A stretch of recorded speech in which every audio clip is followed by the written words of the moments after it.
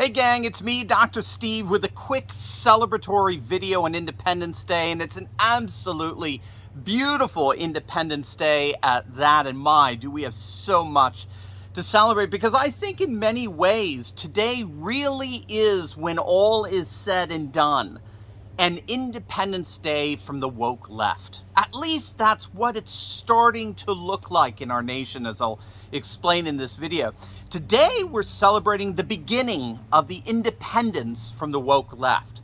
We're more and more seeing the woke left renounce the United States, and not just in spirit, but also, at least for some, in terms of citizenship. I kid you not.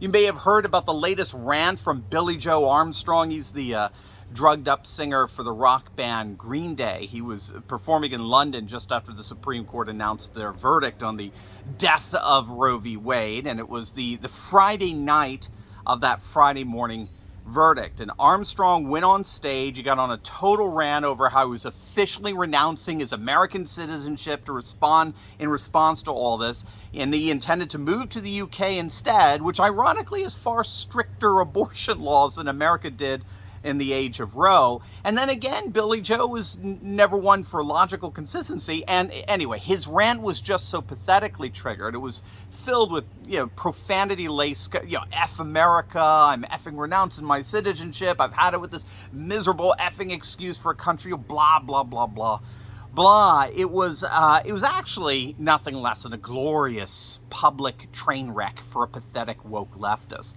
And the amazing news is that apparently Billy Joe isn't alone in his intentions. We actually have confirmation from Google searches. You may have heard, but the week after the Supreme Court overturned Roe v. Wade, which is a sacred cow for the woke left, but over the course of that week following that reversal, it was widely reported that Google searches for how to move to Canada skyrocketed. It's all part of how the left just continues to implode from the fallout from the Roe reversal. And it does appear that for many woke leftists who are radically pro-abortion, they're considering actually leaving the country. Google searches for how to move to Canada from the US spiked 850% the hours following the Supreme Court's decision. This is from Axios that cited Google Trends data.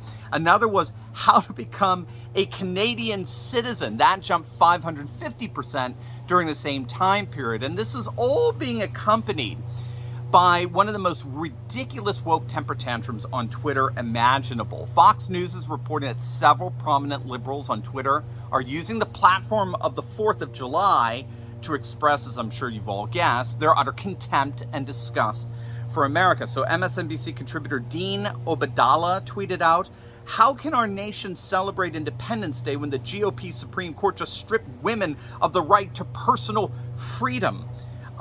This last Friday, liberal author Don Winslow tweeted out, "Today is the anniversary of the Civil Rights Act, and Monday is July 4th, and yet here we are in 2022 without basic civil and human rights or independence and fundamental freedoms for women."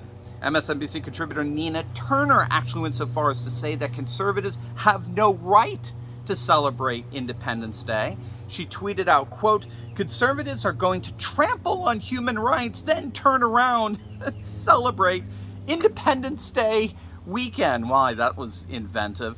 And another one, Luke Zaleski, he's a legal affairs editor for Vogue, Vanity Fair, and The New Yorker. He tweeted out, "This Independence Day, remember that Trump has taken yours away." Again, I'll spare you the rest of these. I mean, these people are just so sad. They're just so petulant. They're so pathetic. They literally never emotionally or intellectually matured past 7th grade. So we're getting more and more of these leftists threatening to leave the country, which of course would be a godsend. But even if they're not going to leave the country, we're getting more and more indicators that more and more woke leftists are considering leaving red states, which of course promises to make our 30 red states even more solidly red. NBC had a report out this week on all of these leftists who moved from blue states to red states over the last few years, how they're all now panicking that they're not going to have access to abortion in Texas or Tennessee or South Dakota or Florida. And so they're basically doing everything they can to figure out how they can get transferred back to a blue state. They want to leave the red state and go back to the blue states.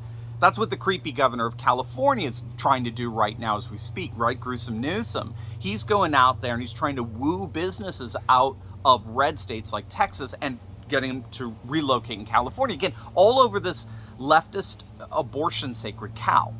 I doubt it's going to work when they just see the gas prices alone in California. Elon Musk left, Joe Rogan left, the Daily Wire left, freaking Facebook, Mark Zuckerberg left California. Doesn't get worse than that. So I think it's going to be a hard sell for Gruesome Newsom. But regardless, this mass flight by the woke left from to blue states, and its converse, conservatives leaving blue states for red states, all that means that we are becoming more and more two very different countries within one nation.